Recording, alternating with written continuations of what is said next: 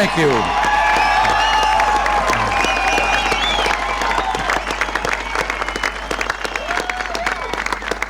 Thank you very much. Chancellor Kohl, Governing Mayor Deepkin, ladies and gentlemen, 24 years ago, President John F. Kennedy visited Berlin. And speaking to the people of this city and the world at the City Hall, well, since then, 2 other presidents have come, each in his turn, to Berlin. And today, I myself make my second visit to your city.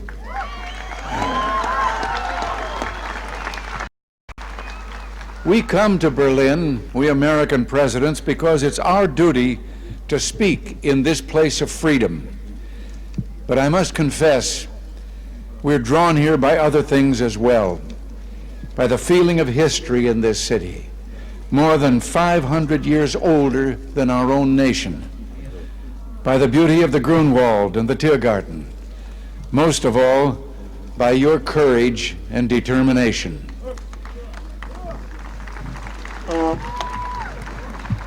Perhaps the composer Paul Linke understood something about American presidents. You see, like so many presidents before me, I come here today because wherever I go, whatever I do, ich hab noch keinen Koffer in Berlin.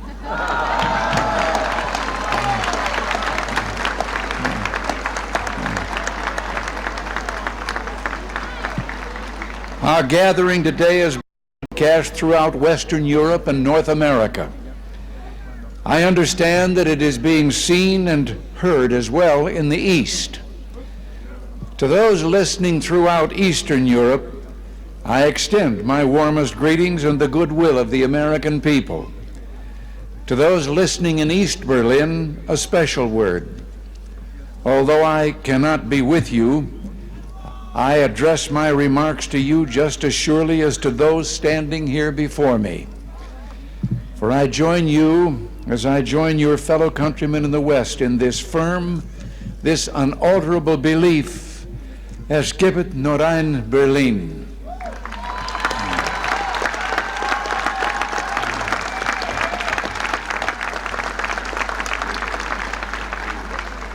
Behind me stands a wall that encircles the free sectors of this city, part of a vast system of barriers that divides the entire continent.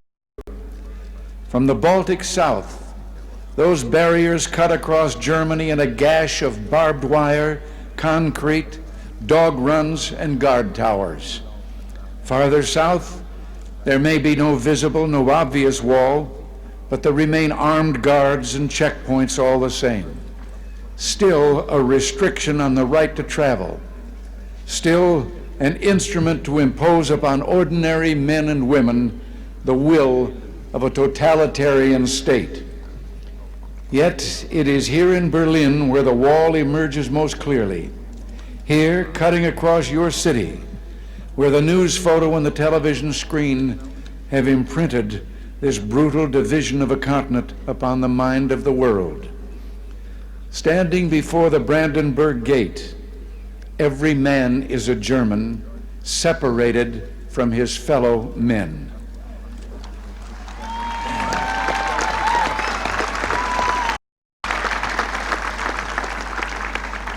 Every man is a Berliner, forced to look upon a scar. President von Weizsäcker has said the German question is open as long as the Brandenburg Gate is closed.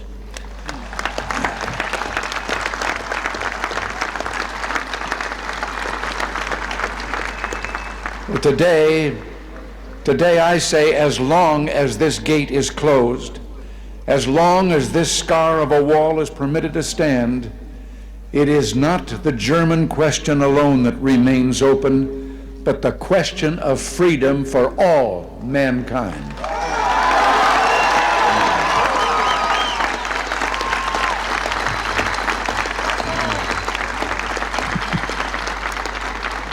Yet, I do not come here to lament, for I find in Berlin a message of hope, even in the shadow of this wall, a message of triumph.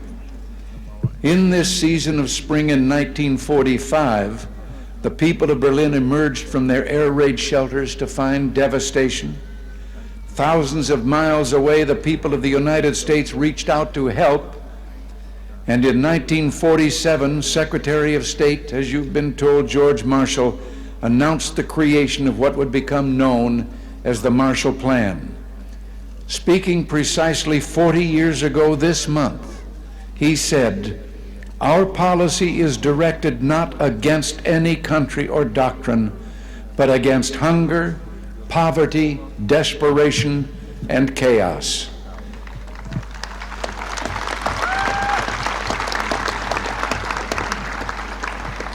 In the Reichstag a few moments ago, I saw a display commemorating this 40th anniversary of the Marshall Plan.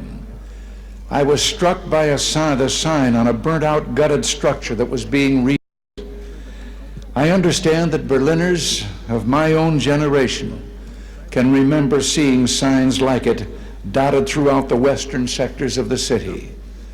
The sign read simply, "The Marshall Plan is helping here to strengthen the free world." A strong free world in the West, that dream became real. Japan rose from ruin to become an economic giant. Italy, France, Belgium, virtually every nation in Western Europe saw political and economic rebirth. The European Community was founded. In West Germany and here in Berlin, there took place an economic miracle. The Wirtschaftswunder. Adenauer, Erhard, Reuter, and other leaders understood the practical importance of liberty, that just as truth can flourish only when the journalist is given freedom of speech, so prosperity can come about only when the farmer and businessman enjoy economic freedom. The German leaders reduced tariffs, expanded free trade, lowered taxes. From 1950 to 1960 alone, the standard of living in West Germany and Berlin doubled. Where 4 decades ago there was rubble, today in West Berlin there is the greatest industrial output of any city in Germany. Busy office blocks, fine homes and apartments, proud avenues and the spreading lawns of parkland.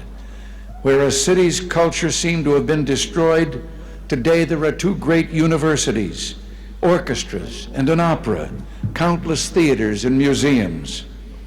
Where there was want, today there's abundance, food, clothing, automobiles, the wonderful of the Kudamm.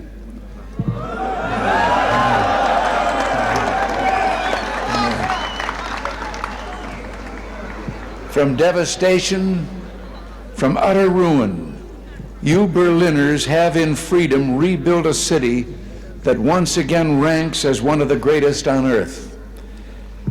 And the Soviets may have had other plans, but my friends, there were a few things the Soviets didn't count on. Berliner Herz, Berliner Humor, ja und Berliner Schnauzer.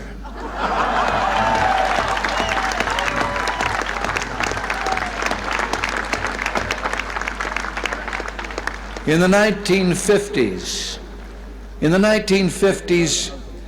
Khrushchev predicted, "We will bury you." But in the West today, we see a free world that has achieved a level of prosperity and being unprecedented in all human history. In the communist world, we see failure, technological backwardness, declining standards of health, even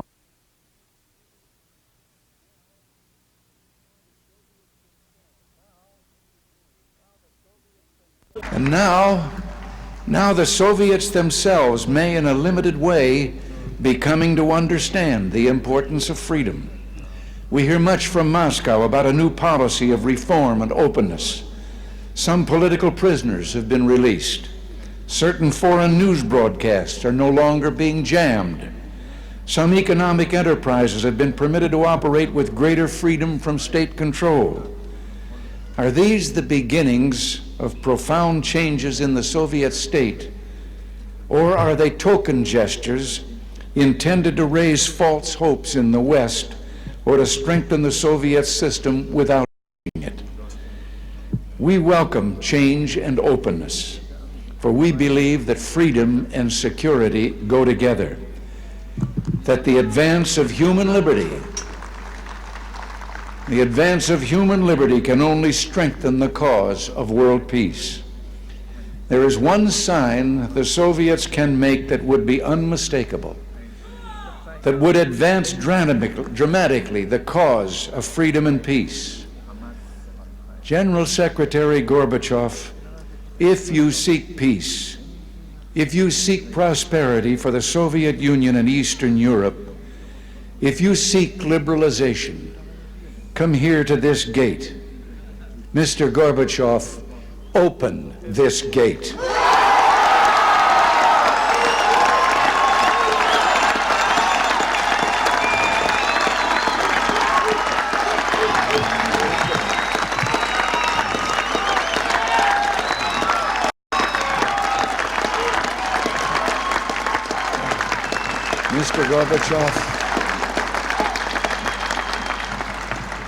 Mr. Gorbachev, tear down this wall.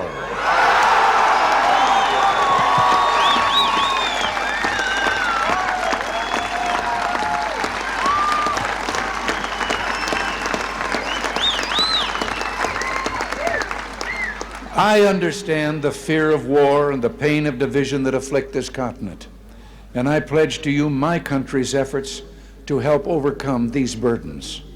To be sure, we in the West must resist Soviet expansion. So we must maintain defenses of unassailable strength. Yet we seek peace, so we must strive to reduce arms on both sides. Beginning 10 years ago, the Soviets challenged the Western alliance with a grave new threat. Hundreds of new and deadly SS-20 nuclear missiles capable of striking every capital in Europe. The Western alliance responded by committing itself to a counter-deployment. Unless the Soviets agreed to negotiate a better solution, namely the elimination of such weapons on both sides, for many months, the Soviets refused to bargain in earnestness. As the alliance in turn prepared to go forward with its counter-deployment, there were difficult days of protests like those during my 1982 visit to this city. And the Soviets later walked away from the table. But through it all, the alliance held firm. And I invite those who protested then, I invite those who protest today to mark this fact. Because we remain strong, the Soviets came back to the table.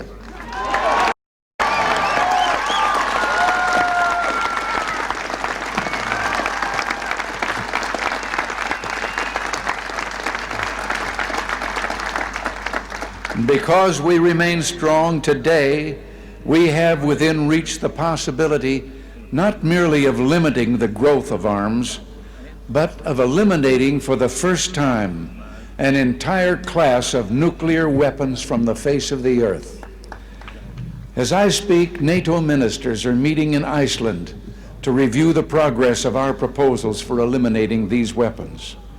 At the talks in Geneva, we have also proposed deep cuts in strategic offensive weapons. And the Western allies have likewise made far-reaching proposals to reduce the danger of conventional war and to place a total ban on chemical weapons. While we pursue these arms reductions, I pledge to you that we will maintain the capacity to deter Soviet aggression at any level at which it might occur.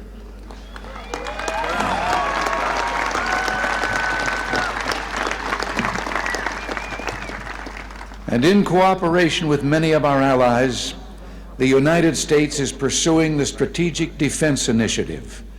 research to base deterrence not on the threat of offensive retaliation, but on defenses that truly defend, on systems, in short, that will not target populations, but shield them.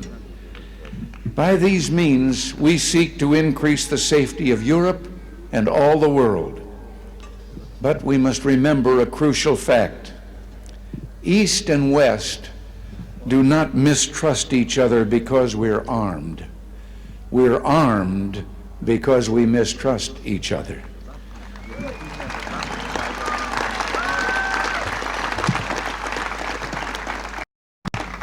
And our differences are not about weapons, but about liberty.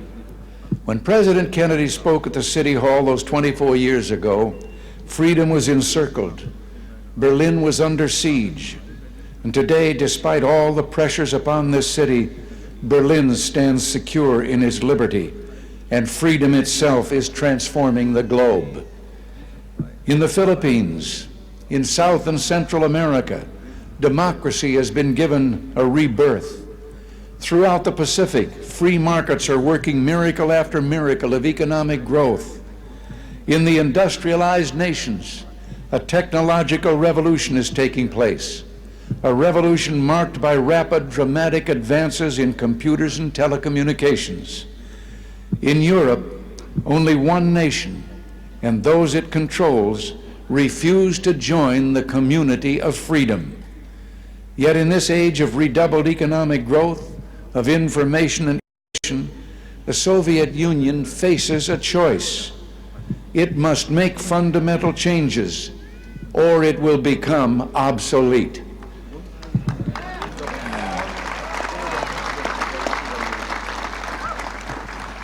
Today, thus represents a moment of hope.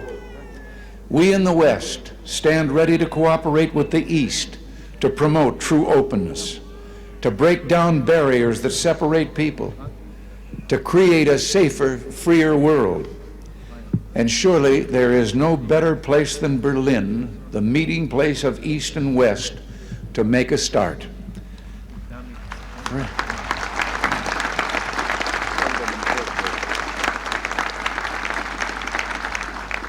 Free people of Berlin, today as in the past, the United States stands for the strict observance and full implementation of all parts of the Four-Power Agreement of 1971.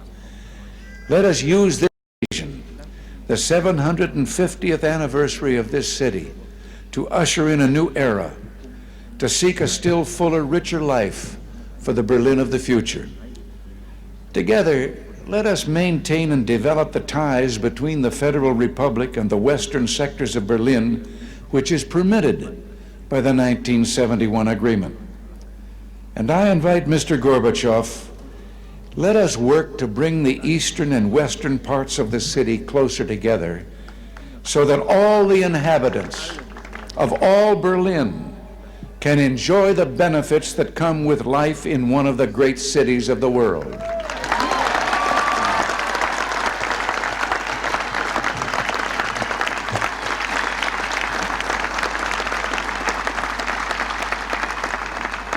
To open Berlin still further to all Europe, East and West, let us expand the vital air access to this city, finding ways of making commercial service to Berlin more convenient, more comfortable, and more economical. We look to the day when West Berlin can become one of the chief aviation hubs in all Central Europe. With our French and British partners, the United States is prepared to help bring international meetings to Berlin. It would be only fitting for Berlin to serve as the site of United Nations meetings, or world conferences on human rights and arms control, or other issues that call for international cooperation.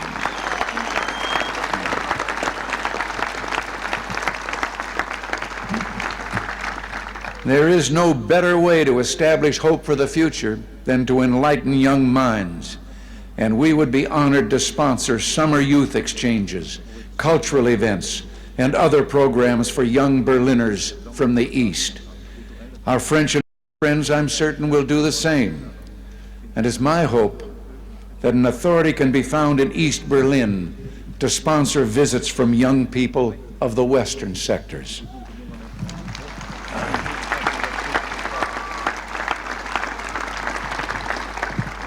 One final proposal, one close to my heart.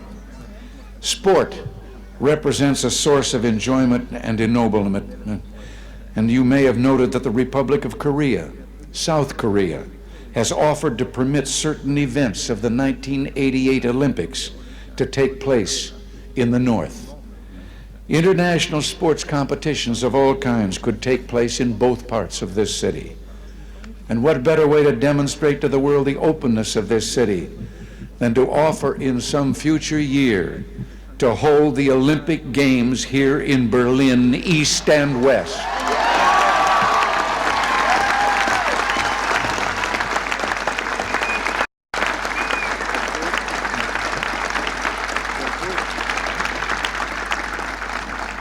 In these 4 decades, as I have said, you Berliners have built a great city.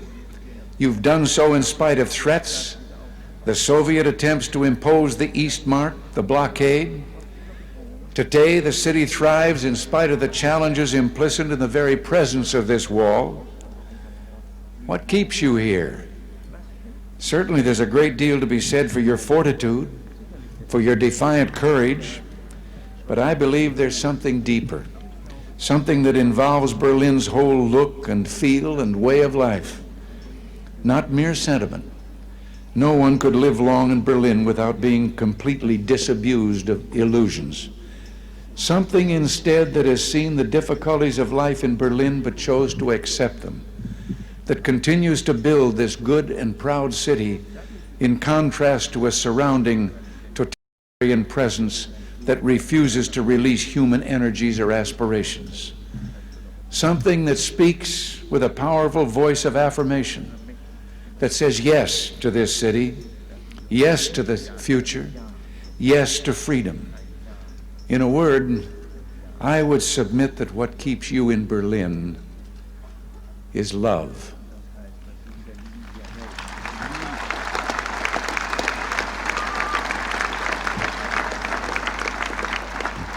Love, both profound and abiding. Perhaps this gets to the root of the matter, to the most fundamental distinction of all between East and West. The totalitarian world produces backwardness because it does such violence to the spirit, thwarting the human impulse to create, to enjoy, to worship. The totalitarian world finds even symbols of love and of worship an affront.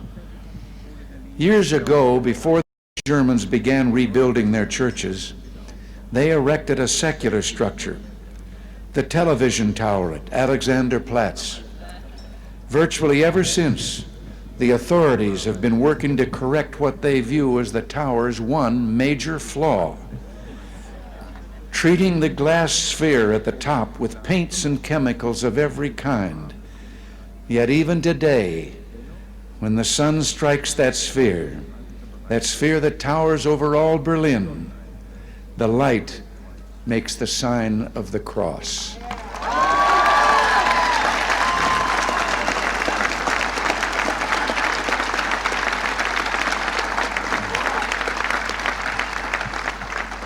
There in Berlin, like the city itself, symbols of love, symbols of worship cannot be suppressed.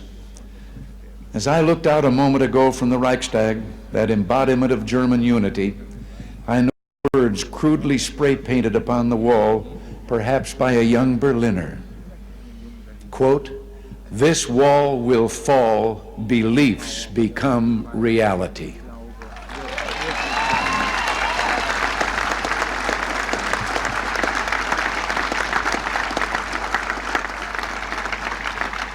Yes, across Europe this wall will fall, for it cannot withstand faith, it cannot withstand truth. The wall cannot withstand freedom. And I would like, before I close, to say one word. I have read and I have been questioned since I've been here about certain demonstrations against my coming. And I would like to say just one thing, and to those who demonstrate so. I wonder if they have ever asked themselves that if they should have the kind of government they apparently seek, no one would be able to do what they're doing again.